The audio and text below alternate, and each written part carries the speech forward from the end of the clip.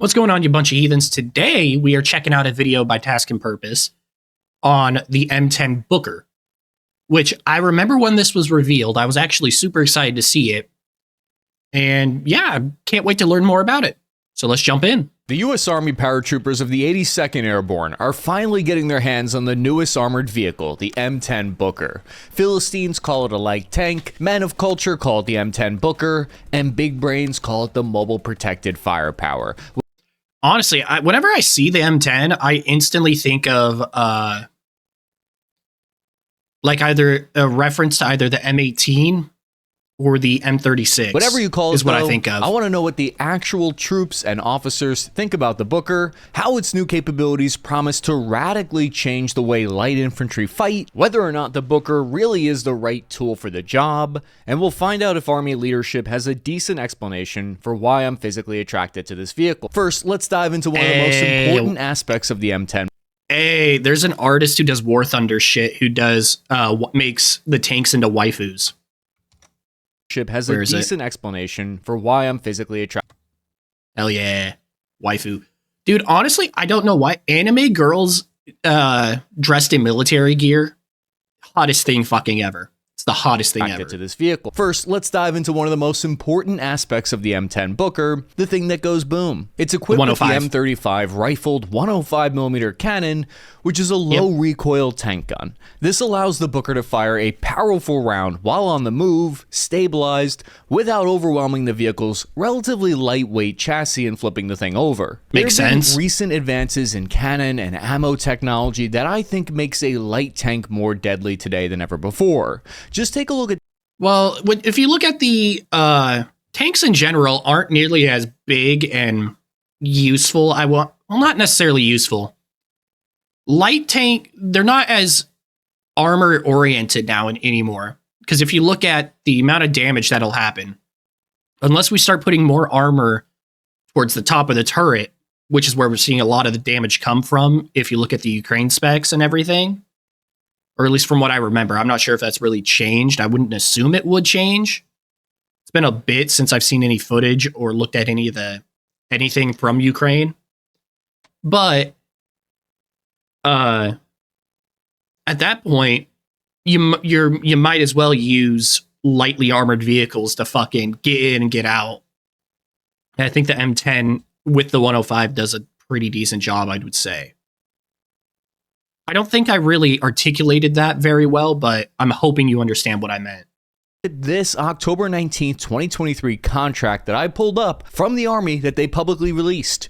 It gives us insight into their thinking about the ammo. But first, the only way we're able to continue to grow our team and make these videos is thanks to our sponsors. So I want to take a moment to talk to you about debt. While most of us know how to get into it, PDS Debt knows how to get out of it. Like many veterans leaving the military, I ended up with more credit card debt than I could handle when I became a civilian. It makes sense. Without the automatic payments for rent and food, along with the steady bi-weekly paychecks, it's easy to fall into debt while adjusting to a new stage of life. This isn't just an issue for our community. There are many reasons people end up in debt, and it often becomes overwhelming before they even realize they're in trouble. If you're making payments every month on your debt and the balances aren't going down, PDS has solutions for you. PDS Debt has customized options for anyone struggling with credit cards, personal loans, collections, even medical bills. They provide a service to match you with debt solutions tailored to your financial situation. Everyone with $10,000 or more in eligible debt qualifies. There's no minimum credit score required. Bad and fair credit are accepted. So stop waiting and start saving by starting with a free debt analysis right now at pdsdebt.com/test23 or click the link below. Thank you to PDS Debt for sponsoring this video. So the Army's contract for M10 Booker ammo, it says that they're seeking a source to produce the M393A3 high explosive plastic HEP cartridge. Quote, the M393A3 cartridge is capable of defeating standard earth and timber bunkers and breaching double reinforced concrete walls so that infantry can pass through, end quote. Okay. As a former infantryman, I can confirm we love to pass through. The Army's... Nice joke. But no, that's cool. They're not really using it for a tank destroyer concept or anything like that. It's maybe going up against other light armored vehicles, but mainly it's there to support infantry in getting them access to certain bunkers and shit. That's pretty cool. Basically asking for makes production sense. of munition that can knock down 2 pieces of concrete with rebar reinforcement between them. We know that currently the Army initially plans to produce 6,500 of these 105mm shells per year. If we dig a little bit deeper into the Army's ammo acquisition documents, we can see their possible plans for future munitions here. The picture here suggests that it may be possible that multiple types of M10 Booker munitions will be produced in the future, including It would make sense. It would not surprise me if they did Sabo rounds and shit for it. It would not surprise me. It would make sense that they would. You'd have the standard wall breaching one, whichever one that is. Forget what he said. And then you'd have Sabos. And then probably like canister shot and shit. And it would not make sense. It would not surprise me. Direct fire, Abrams, and the emerging XM30, which I think is supposed to be the M10. Oh no, right here, M10. So the XM30 is something else I don't know about. Makes sense. something like the M900 armor-piercing depleted uranium round. This would be more effective against armor if they wanted to revive that standard anti-tank capability.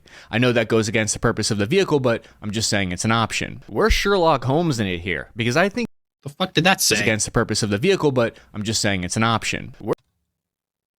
Oh, wrong button. Right here. Northrop We're Grumman. Sherlock Okay. Holmes in it here, because I think these ammo production requests reveal a lot about how the Army is going to use the Booker in combat. Take, for instance, the fact that Northrop Grumman got a it popped up 2020 before it should contract have. to produce 105mm AMP prototype rounds, which will combine 3 different types of ammo like anti-personnel and high explosive. It will also allow the gunner to choose point detonate or airburst. This is huge. If you're trying that's to clear cool. out That's an a enemy cool trench, fucking room. having That's the a- ability to airburst rounds directly over the trench would be that's choice. hugely It also is helpful. meant to take out enemy ATGM teams, anti-tank guided missile teams. I saw this information was uncovered on X by Ronkanen. To get an idea of the M10 Booker's role and purpose, here's Major General Glenn Dean, Program Executive Officer of the Army Ground Combat Systems. Yeah, why isn't that so many? I love the military. Don't get me wrong. I love all that shit. But why is it that on all these photos that people always dig up for these people, why the fuck do the high-ranking people always look incredibly just awkward? They look awkward as hell in these photos. How they smile and shit. Like, it's just, am I the only one who's noticed that? Like, they always seem very, He said, like, quote, weirded out of their The skin. M10 Booker is an armored vehicle that is intended to support our infantry brigade combat team by suppressing and destroying fortifications, gun systems, and trench routes, and then, secondarily, providing protection against enemy armored vehicles, end quote. So no more room clearing, door kicking, trench clearing with a surgical raid with your M4 rifle. No, the new war meta, you heard it from them, for great power battles is flattening and then paving. I am, of course, exaggerating. Worry not. Your platoon leader is still going to ask you to kick in a door with a room filled with bad guys. The timing could not be better. I happen to trying be to in make the it market safer for a and new better. vehicle now that my Dodge died on me on a long road trip down to Virginia. The Booker isn't Rip. going to be a get from point A to point B kind of vehicle. You're not going to be going and picking up your Dunkin' Donuts with it. That's terrible. Much as today's vehicle, the original M10 of World War II fame was heavily armed and highly mobile. It was Yet again, that's another thing that yes, it very much so resembles the original M10. I can't believe I forgot that the M10 was already a fucking thing. But yes, it also reminds me of this. And god damn, that's a sexy photo. intended as a tank destroyer, but served in the infantry support role in Italy and the Pacific, the same role envisioned for today's M10. Initial soldier feedback is starting to trickle in, which gives us some insight into what troops think about the system.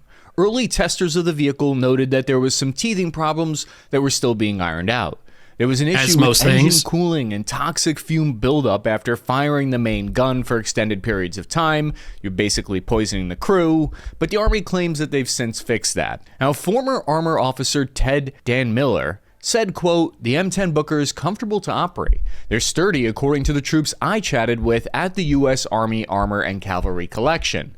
They like the gunnery system, especially because of the commonality with the M1 Abrams, fire control system, and FLIR thermal." Well, yeah, considering, I would hope that the people running this, I would assume, would be originally trained on the Abrams and then cross-trained into this for using this in testing purposes. But having commonality between the two makes a whole lot of sense overall in logistics. And I would hope that a lot of the parts for this and even the upcoming Abrams, I want parts to be interchangeable because that makes the most sense for logistics. That's the important point there, I think. Because the M10 Booker shares a lot of its systems in common with the Abrams, because in the past, when the infantry was given a cannon of this size, like the Stryker M1128 with its mobile gun system, it's that sexy. was 11 Bravo infantry guys who took a couple of weeks of training. Maybe so, but god damn is that thing sexy. The M1128 is still super sexy to me. On how to operate a cannon that we're using that vehicle. But the M10 Booker instead will be a team of 4 actual dedicated 19-kilo tanker MOS types. What that means is MOS, which is good. Makes sense. It should be. Their job is specifically what they went to school for. So those are actual tankers who will be operating this. And that's a pretty big difference because it means that your crew will already have gone through 5.5 months or so of specific schooling on maintenance, special training, gunnery course, and how to best operate armored vehicles and their weapon systems and tactics. These are the kind of men who volunteered to be packed in closely with other men for hours on end. Not everyone has that kind of mental fortitude. All the doctrine that you need to know with tank school, they get learned about. Instead of like an infantryman who identifies as a tanker. Speaking of the crew, the Booker has 4. My understanding of how it works is your commander is an E6 staff sergeant. I was going to say it's going to be a commander, driver, loader, gunner. Gunner is an E5, then your driver is an E4, and the lowest ranking one is the loader of the ammunition, who is a PFC usually. So what that means is that's how you kind of advance along the ranks inside of a tank, and you make sure that the person is that really? I actually didn't know that. Has been doing this job for years. Okay, yes, the commander thing does make sense because you're in charge of the whole fucking vehicle. But I actually, that does make sense, but I actually wouldn't have known that basically, as you move up in the ranks, you move up in jobs, I guess. Although being a loader wouldn't be that... Well, I say it wouldn't be bad, but you're fucking constantly... You'd be sore as hell all the time because you're constantly having to move that shit. I mean, to be fair, you would be fucking jacked. You would be a jacked person having to do that shit. I mean... Fuck, who is habitual line crosser. He talked about it in one of his videos, or in one of the either kind of consensual or unsubscribed things. He talked about when he was originally trained to be a loader in an Abrams. He said popping that bitch open and putting the I want to say frag round, but I know it's not. I don't think it's frag. The anti-personnel one, where it's basically it's the tank shotgun round. Basically, he said all the weight's in the front. So open that bitch up, front heavy, shove that bitch in, get the fuck out the way. So, yes, that would kind of suck. But at the same time, it doesn't seem the worst job in the world to me. So this is not an auto-loaded system. The ammo is manually loaded by hand. There are pros and cons to this approach. One of the pros that I've heard people frequently mention is that having that extra crew member means that you can do maintenance better. It also means that when there's new systems like drone technologies attached to your tank, you have an extra person to keep an eye on those systems. It's also not just that. You don't have the risk of another different mechanical part failing. Not to mention, you can also have the ammo back away from the crew, which... I don't know how the Leclerc's works, but I do know that the T-Series tanks, having the ammo in a carousel right below them is super inconvenient and very... It's like all the fucking footage that you saw of the tank poppers in the early bits of the Ukraine war. Super dangerous to have it down below you, but also if there's an issue, you cannot get to it on the field at least. You'd have to take the tank back to get it serviced if there was an issue. Whereas with this, that isn't as much of an issue. You just have some fucking 18-year-old hyped up on nicotine and energy drinks tossing those bitches in. On the flip side, it might take longer to shoot rounds and it's a little more cramped in there.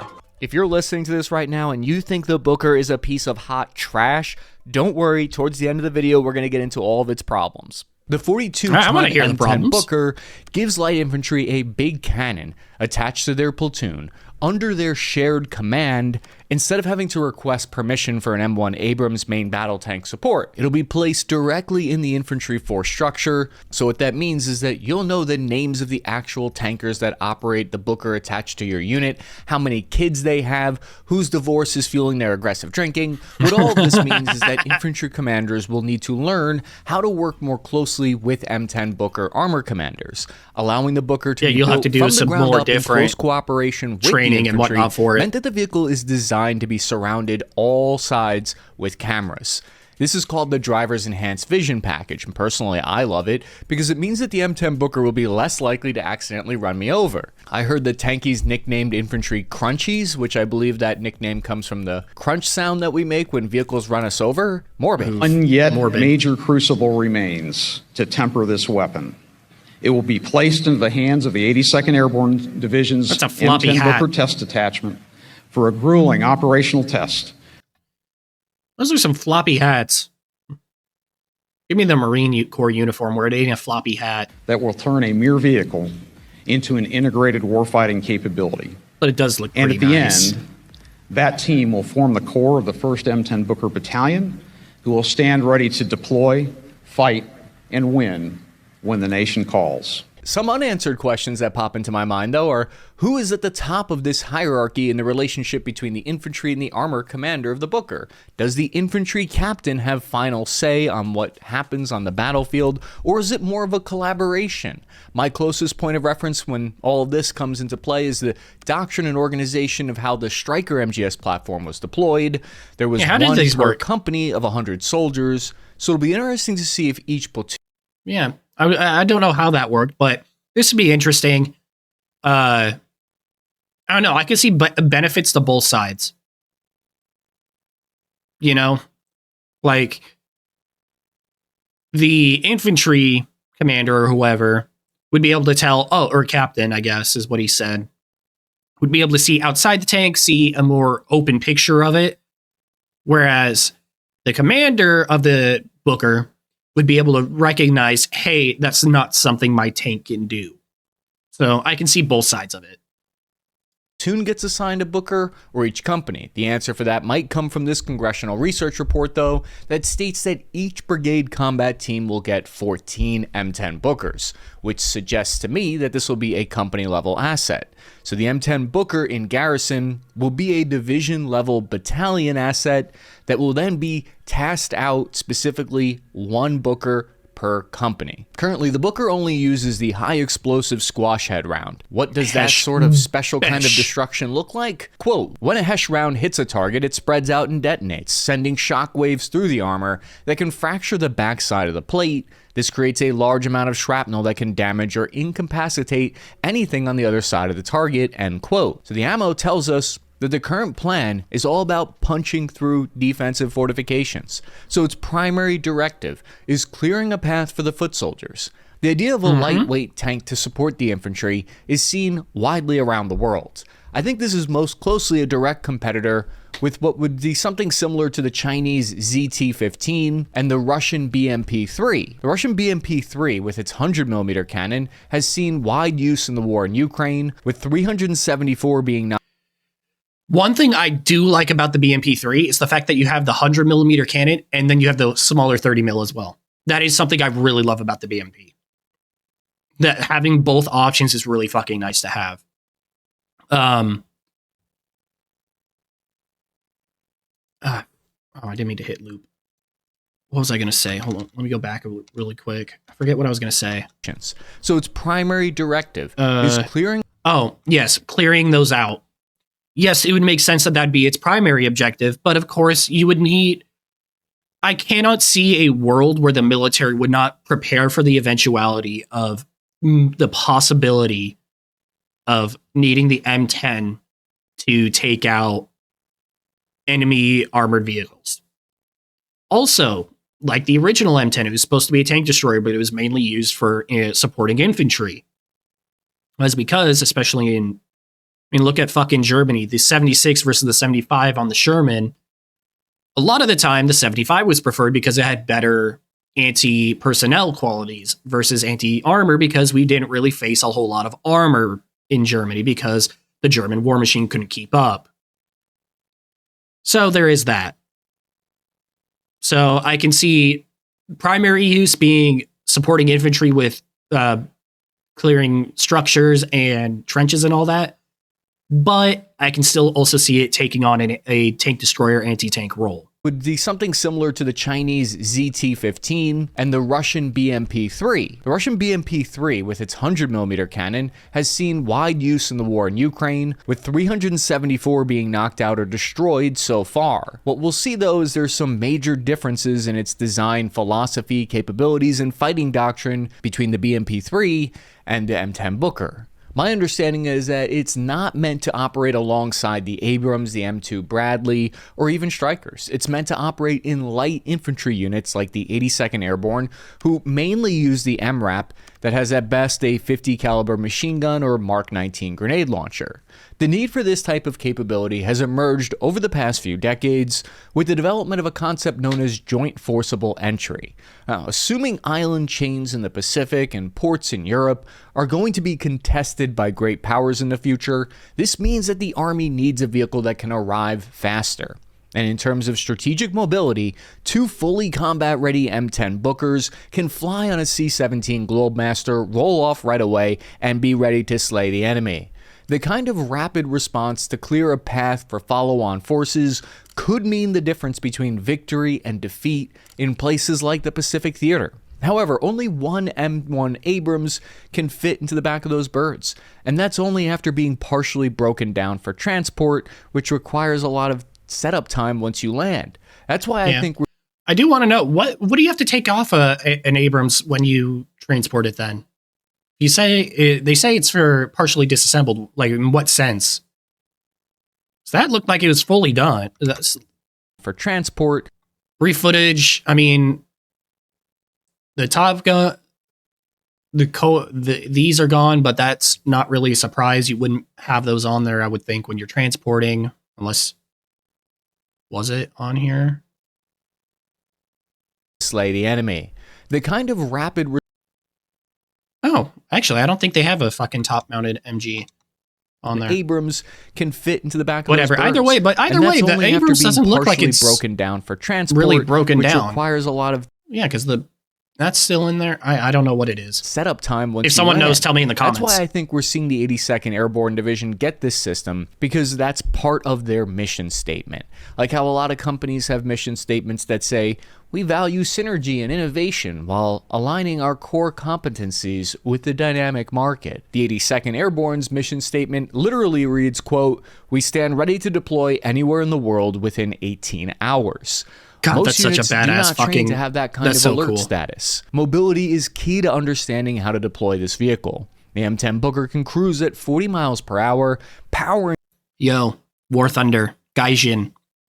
When you adding this into the game, through jungles, mud, forests, mountains, just go on or across bridges. You've added shit already that hasn't actually been real. This is somewhat real.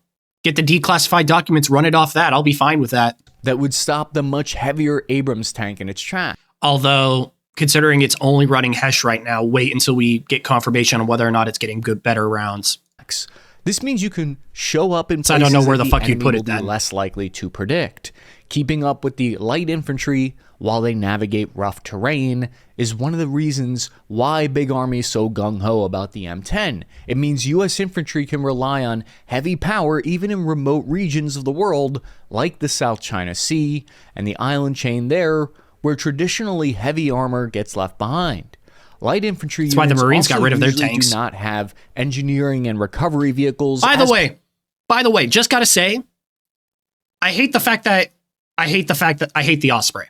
I just want to say that right now. Cool concept. I hate the actual Osprey in and of itself. It's a fucking death trap. I hate them. I hate the fact that we got rid of the C Knight, the CH-46. Hate the fact the Marines got rid of that to replace them with these big bastards. And the Seahawk, this Navy variant, also is they're getting rid of. I think they're planning to get rid of those or something like that. Hate that fact.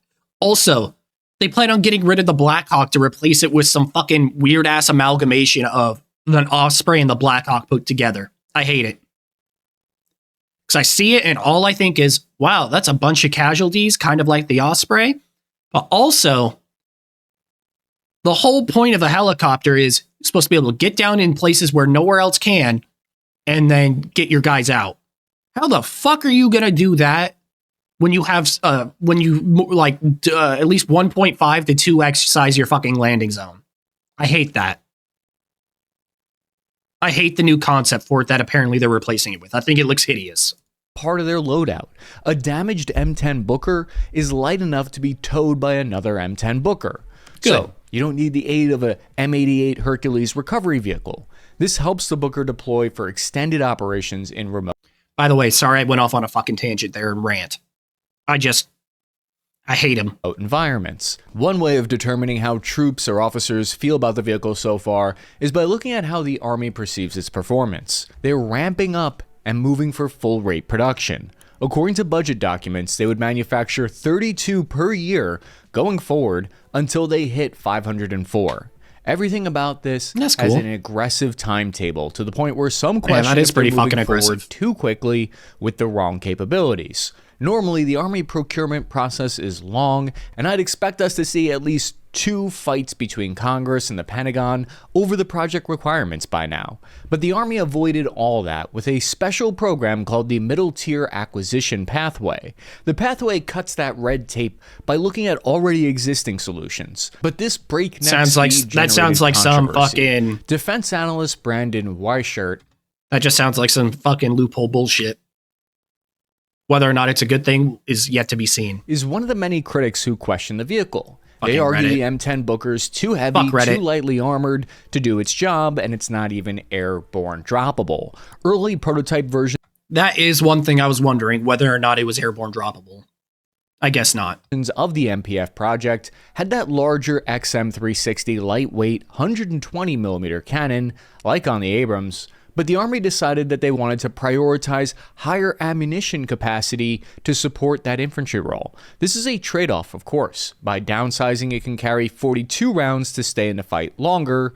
The 105 cannon can theoretically kill a main battle tank from the side, but probably not from the front. But again, we have to remember engaging tanks is... I love the fact that he put a T4... I'm pretty sure that was a T-14 anyway, or one of the fucking weird bases of the T-14. I can't exactly tell. But another thing, yeah, you can too lightly armored and to. I mean, I don't understand what they mean by to do its job. Its whole job is to clear buildings and trenches or walls, like structure damage and trench clearing. I don't know what that has to do with its armor. And 105mm, I would assume, is plenty big to do that. Side, but probably not from the front.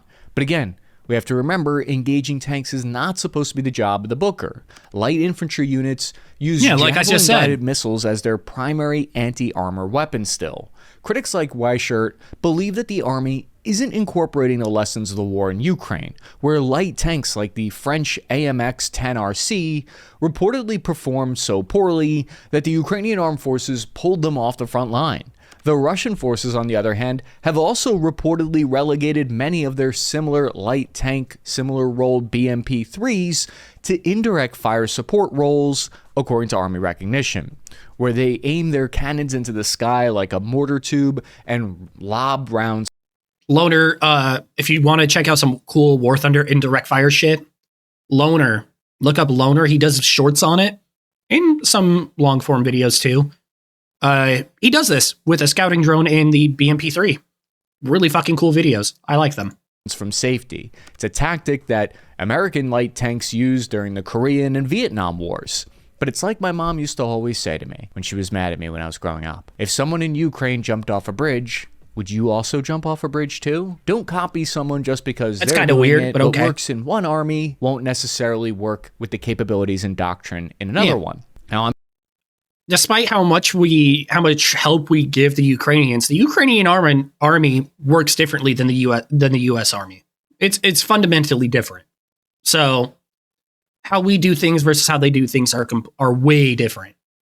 I'm not here to glaze the U.S. Army's leadership. That's why we're investigating the pros and the cons here. Yes, let's hear the cons. Supporters of the M10 argue that the Booker is only just starting to show what it can do. Defense analyst John Hill argues that ever since the Army dropped their Sheridan light tank in the mid-1990s, it left U.S. light infantry with a major capability gap for decades.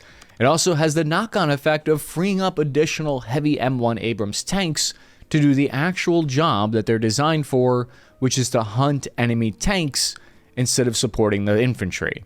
But you can't always predict what the enemy will throw at you, and critics believe the M10's armor is unprepared if it gets caught against an enemy tank.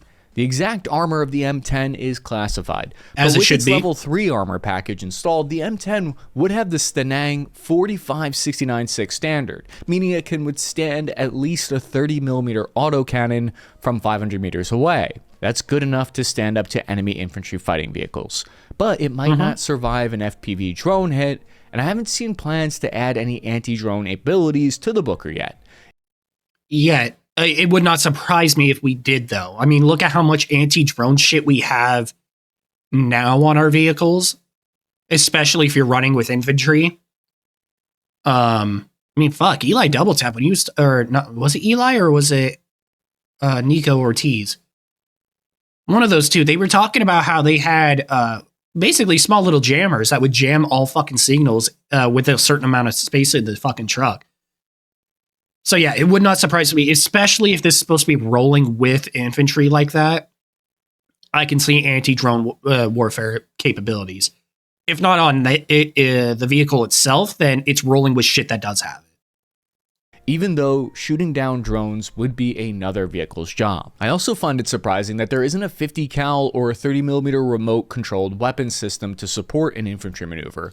But instead, there's only an M240 machine gun on the top of it. At least that's the situation right now. But the M10 that does seem kind of weird to me too. Of future-proofing designs by leaving space for upgrade modules to be installed on already in-service hulls.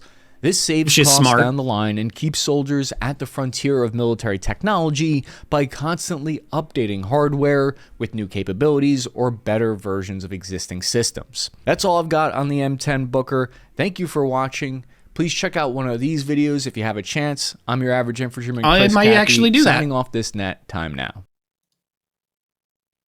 Thank you. That was a really good video. I liked it.